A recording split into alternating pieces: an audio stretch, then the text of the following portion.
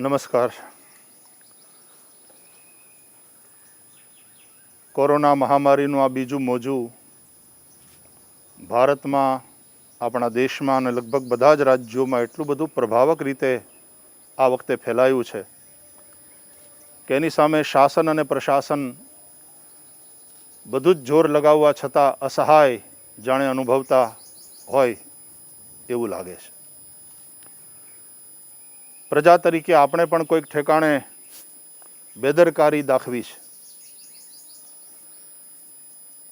ખેર, અત્યારે બધાએ ભેગા થઈને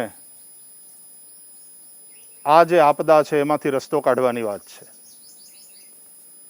આપણા પોરબંદર વિસ્તારની અંદર પણ બહુ વધારે માત્રામાં પ્રભાવ દેખાઈ રહ્યો છે.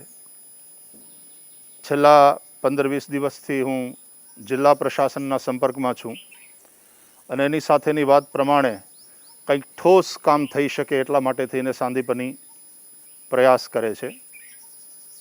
ગયા વખતે, પહેલાં લોકડાઉન વખતે પણ કીટ વિતરણનું ને બીજી બધી જે સેવાની પ્રવૃત્તિ હતી એ કરીને લગભગ 30-35 લાખ રૂપિયા જેવી સેવા સાંદીપની દ્વારા થઈ. આ વખતે ઓક્સિજનની જે પરિસ્થિતિ ઊભી થઈ છે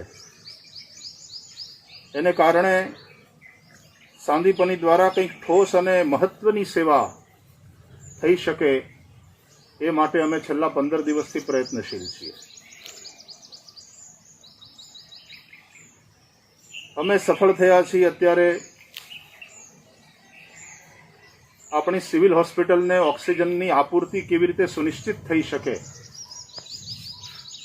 એ દિશામાં કામ કરતાં કરતાં 20,000 લીટરની ક્રાયોજેનિક ટેન્ક મેળવવામાં સાંદીપનીને સફળતા મળી છે. અત્યારે કોઈ ઠેકાણે આ બધી વસ્તુઓ મળતી નથી, પૈસા દેતા મળતી નથી. એ 20,000 લીટરની ટેન્ક લગભગ 8 તારીખે અહીંયા પોરબંદર આવી જશે અને આપણે સિવિલ હોસ્પિટલની અંદર એનું ફાઉન્ડેશન તૈયાર થઈ રહ્યું છે અને એ 20,000 લીટરની ક્ષમતાની ટેન્ક ત્યાં ઊભી થશે. આ સેવા સાંદીપની દ્વારા થઈ રહી છે. દરેકે દરેક બેડ ઉપર, એટલે ખાસ કરીને લગભગ 200 બેડ ઉપર પાઇપલાઇનથી એ ઓક્સિજન પહોંચાડવાની વ્યવસ્થા થઈ શકે એટલા માટે થઈને કારીગરો અને એન્જિનિયરો અત્યારે કામ કરી રહ્યા છે. તકલીફ એ છે કે આ સમયની અંદર એના માટેના કારીગરો અને એન્જિનિયરો પણ મળતા નથી. આપણી બીજી સમસ્યા એ છે કે આપણી આખી હોસ્પિટલમાં કોવિડના પેશન્ટ્સ છે અત્યારે.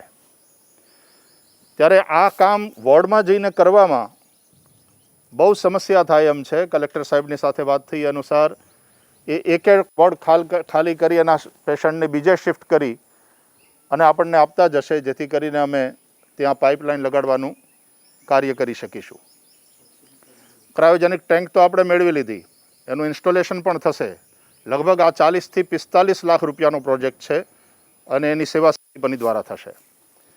પણ સાથે સાથે એમાં ગેસની આપૂર્તિ માટે સાંદીપની દ્વારા રિલાયન્સને અમે રિક્વેસ્ટ કરી છે.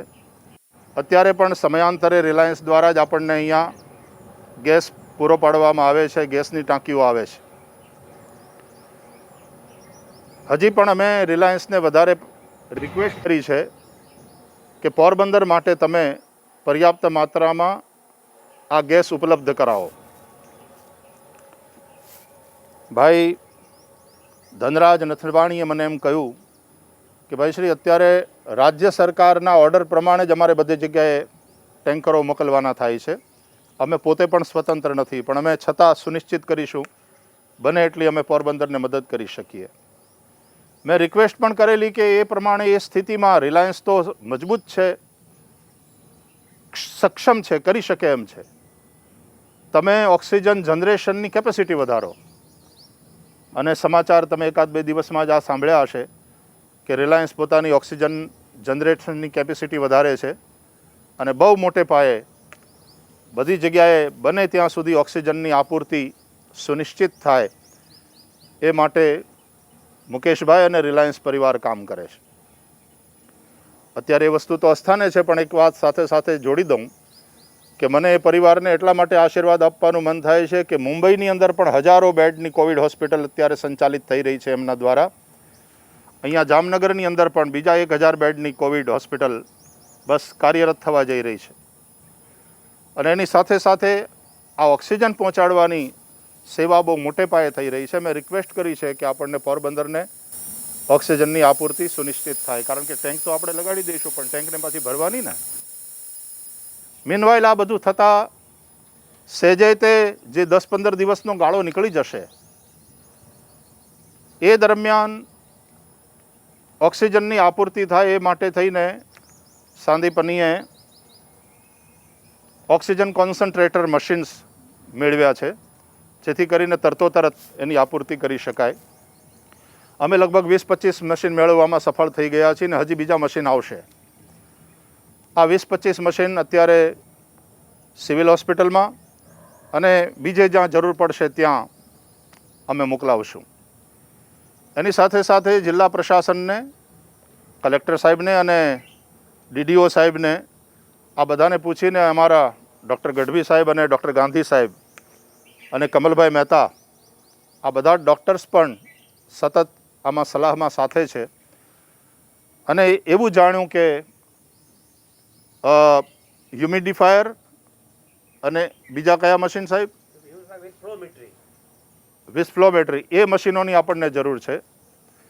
મેં અહીંયા દેશના ભક્તોને અને આપણા વિદેશના ભક્તોને પણ કહ્યું છે કે અમને આ સાધનો જોઈએ છે, એની આપૂર્તિ કરો. બધા જ લાગેલા છે, ઓસ્ટ્રેલિયામાં પણ, લંડનમાં પણ. બને ત્યાં સુધી બીજા દેશોમાંથી પણ જ્યાંથી સાધન મળે ત્યાંથી લઈને અહીંયા ભારત પહોંચાડવાની કોશિશમાં છીએ. હું તમને લોકોને મળવા અને કંઈક કહેવા માગતો હતો, પણ હું કહી શકું એવી પરિસ્થિતિમાં આવું પછી કહું ને તમને. અત્યારે મારી પાસે 25 મશીન આવી ગયા છે, એટલે આ દરેક વસ્તુ મોકલાવીશું.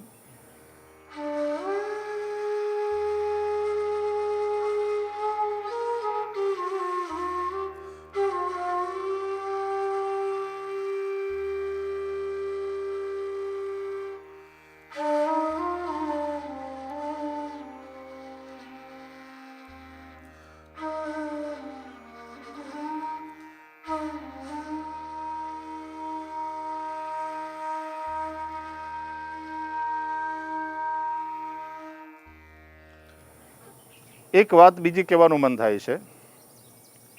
આ વખતે પણ આપણા કેટલાય મજૂર અને ગરીબ પરિવારો જેને રોજનું લાવીને રોજનું ખાય છે. અત્યારે રાત્રિ કર્ફ્યુ છે, હજી લોકડાઉન આમ ભલે ડિક્લેર નથી કર્યું, પણ ગમે ત્યારે લોકડાઉન લગાડવું પડી શકે એવી સ્થિતિ ભારતના લગભગ તમામ રાજ્યોની છે. આવી પરિસ્થિતિમાં આપણા એ પછી રિક્ષા ચલાવવાવાળા હોય, શ્રમિકો કે બીજા હોય, એને માટે આ વખતે પણ અનાજની કિટ્સ તૈયાર કરી રહ્યા છીએ અને હજારો કિટ્સ સાંદીપની દ્વારા શ્રી હરિના પ્રસાદ તરીકે વિતરિત કરીશું. ગયે વખતે 30-35 લાખ રૂપિયાની સેવા થઈ હતી. આ વખતે બીજા 70 લાખથી વધારાની સેવા કરશું. સાંદીપની ટોટલ 1 કરોડ રૂપિયા આ કોવિડ મહામારીની અંદર સેવામાં ખર્ચ છે. ભગવાન શ્રી હરિને પ્રાર્થના કરીએ કે અત્યારે જે પરિસ્થિતિ છે એમાંથી આપણે સહિયારા પ્રયાસોથી બહાર આવીએ. બધી જ રાજનીતિક પાર્ટીઓ એ રાજનીતિ કરવાનું છોડી દઈને એકબીજાને સહયોગ કરી અને પ્રજાને કેમ ઉપયોગી થઈ શકાય આ સમયે બધા જ સક્રિય થઈએ. સેવાભાવી બધી સંસ્થાઓ પોતપોતાની રીતે સક્રિય છે અને પ્રજા ખૂબ જાગૃત રહે, ખૂબ જાગૃત રહે. આપણે શરૂઆતમાં વેક્સિન આવી તો વેક્સિન લેવા માટે તૈયાર નહોતા. કેટલાક લોકોએ વેક્સિન માટે થઈને થોડીક અફવાઓ પણ ફેલાવી. કેટલીક ધાર્મિક અંધશ્રદ્ધાઓએ પણ લોકોને વેક્સિન લેતા રોક્યા. અને અત્યારે પરિસ્થિતિ એ છે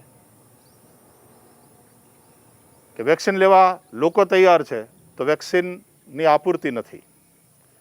આવી અનેક સમસ્યાઓની વચ્ચે જૂઝતા આપણે આમાંથી બહાર નીકળવાનું છે. એટલે એકબીજા ઉપર આક્ષેપબાજી કરવાને બદલે આપણે સૌ કામે લાગીએ. બીજાએ શું કરવું જોઈએ છોડો સાહેબ, હું શું કરી શકું એ વિચારો. ટીકાઓ અને બીજાના ઉપર દોષારોપણ કરવાની વૃત્તિમાંથી બહાર આવો. હું ક્યાં કામ લાગી શકું છું એવો માણસ મને જોઈએ કે જેમ કહે કે ભાઈ શ્રી સાંદીપની શું કરવાનું છે ને અમે તમને ક્યાં કામ લાગી શકીએ, ક્યાં ઉપયોગી થઈ શકીએ, અમારાથી બીજું કાંઈ નહીં થઈ શકે તો અમે શારીરિક સેવા તો કરી જ શકીશું. આવું કહેનારી ટીમ જોઈએ છે. ભગવાન શ્રી હરિની કૃપાથી આપણે પોરબંદરની અંદર કંઈક આવું સારું કાર્ય કરી દેખાડીએ. મને ગૌરવ છે અને મને એ વાતનો સંતોષ પણ છે કે પોરબંદરની આપણી સામાજિક સંસ્થાઓ તુરંત સક્રિય થઈ જાય છે અને સેવા કાર્યમાં લાગી જાય છે. આપણે સૌ સહિયારા પ્રયાસોથી કંઈક સારું કરી શકીશું. અત્યારે સાંદીપનીનું ધ્યાન ઓક્સિજનની આપૂર્તિ સુનિશ્ચિત કરવા પ્રત્યે છે, કારણ કે આ વખતે એવું નક્કી કર્યું કે કંઈક ઠોસ કામ થઈ શકે અને કંઈક કાયમી ધોરણે કામ આવી શકે પોરબંદરને, એવું થઈ શકે. એટલે આપણી સિવિલ હોસ્પિટલને કંઈક વ્યવસ્થિત રીતે ઓક્સિજન પ્લાન્ટ મળે, પછી આગળ જવાબદારી સરકાર પોતાની નિભાવશે જ અને પ્રશાસન એ સરખી રીતે ચાલતું રહે એ જોશે. પણ એ ટાંકી ઊભી કરવાનું, એનું પાઇપિંગ કરી દેવાનું, દરેક ઓલા સુધી પહોંચાડવાનું, એ કામ, એ સેવા સાંદીપની દ્વારા થઈ રહી છે. અમને લગભગ 40 થી 45 લાખ રૂપિયા જેવો ખર્ચો એની અંદર આવશે, પણ પોરબંદરને એક કાયમી વ્યવસ્થા એના દ્વારા મળી જાય એવા ભાવથી આ સેવા થઈ રહી છે.